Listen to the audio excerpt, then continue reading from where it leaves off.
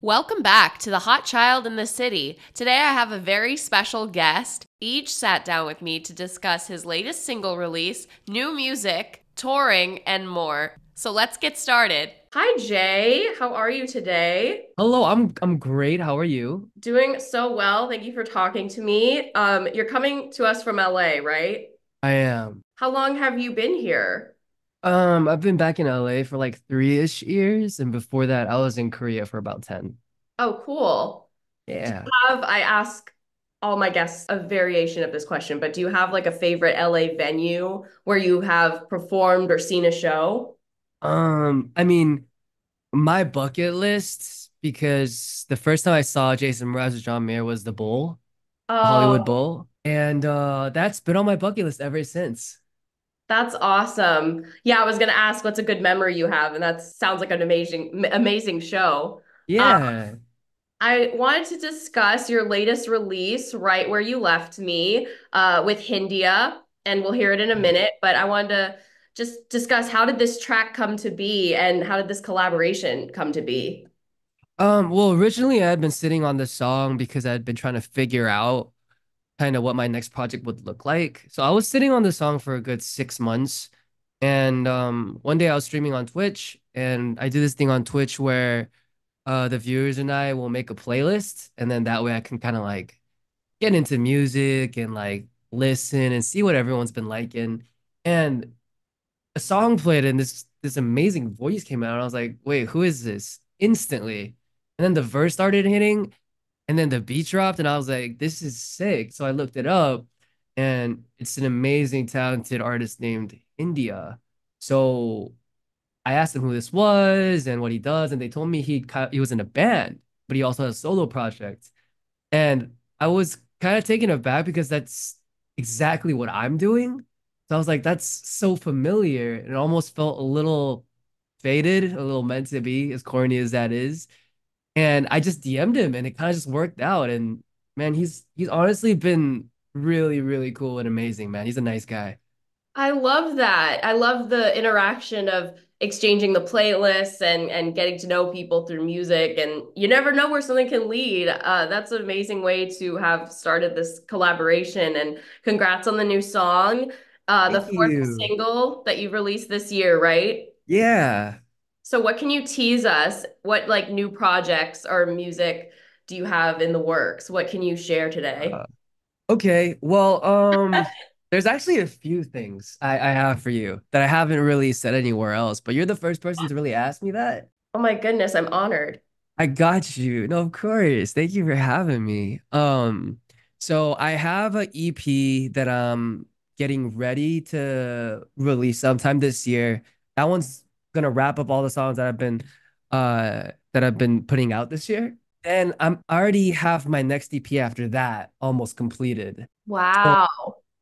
that one's interesting. I'm not exactly sure what the timeline's gonna look for that, but I think the tea that everyone would be more interested in is I may do a little duo thing, a duo project with a good friend of mine. So I'm really excited for that. And the songs on that are really teeing up to be something. So I'm excited for it. So much to be excited for. And speaking of EPs, through my research, I wanted to ask about Laughing in Insomnia because you have a song called Wallflower. And is it true you have a Perks of Being a Wallflower inspired tattoo? Yeah, it was okay. So it was my favorite book when I was a kid, which is I read it in middle school for the first time in seventh grade. I got it. It's such a special book to me that I still remember the person who gave it to me. Like it's crazy. But someone gave me that book in the seventh grade. So that's like what, 2004? I don't even know. It was a while back. I read it, instantly fell in love with the main character, instantly fell in love with all the characters, actually. There were just so many because I used to be like an angsty teenager. So like there's so many lines in that book that really have had a grip on me. Like and in that moment I felt infinite. And it's Yeah. like it's just like it's the way the words come together for me. And it's crazy because it still rings true to me to this day. It's almost been what, like 15 years?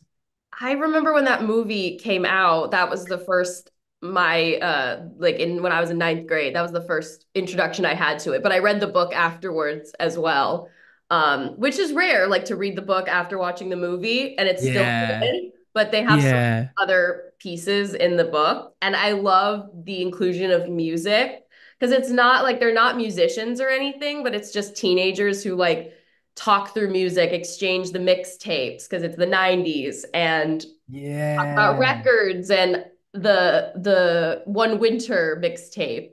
I remember going to find like playlists and making my own playlist on Spotify that were called One Winter with a bunch of other people online. And no, that's amazing. I What love other that. what other like art or like whether music or books or any kind of media has inspired you in your music? Um, so the two books that kind of had a grip on me for a long time, and I've thought about why, and I'll get to that, but it was, I believe, Dear Alice and Perks of Being a Wallflower. And I think for me, what really gripped me was how honest it was and how kind of it didn't hide behind anything, and it just kind of told it exactly as how the character would think it. And it just blew me away. And I feel like that sense of having to be honest and being vulnerable and transparent has kind of led me to where I am today with Hmm. all my music.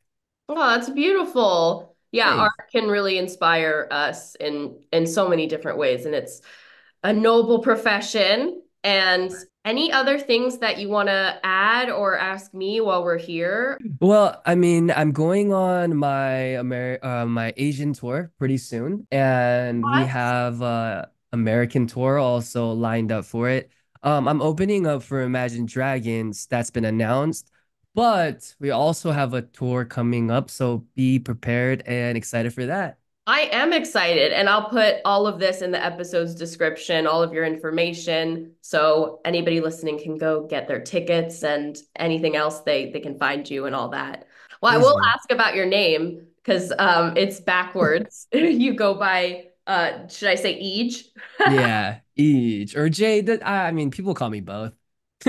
I love it, especially with the capital J at the end.